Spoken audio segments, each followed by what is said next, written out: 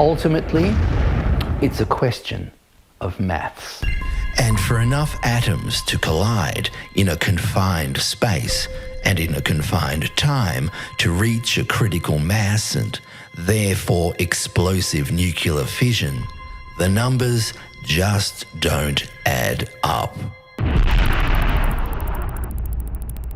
Death Object therefore insists that all films and photographs of nuclear tests and nuclear explosions are fakes, produced with mass quantities of TNT, incendiaries, models, and other special effects, and most probably produced by the mysterious facility known as Lookout Mountain Laboratory.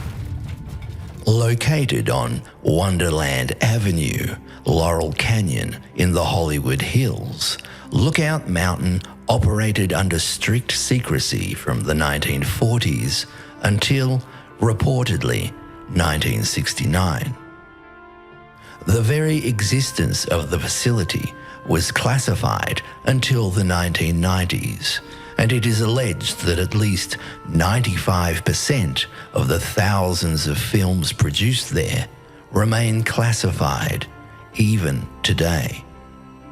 Working with seconded Hollywood stars and technicians, Lookout Mountain operated as a branch of the US Air Force to produce propaganda films, training films, documentaries, and new technologies like stereo and 3D.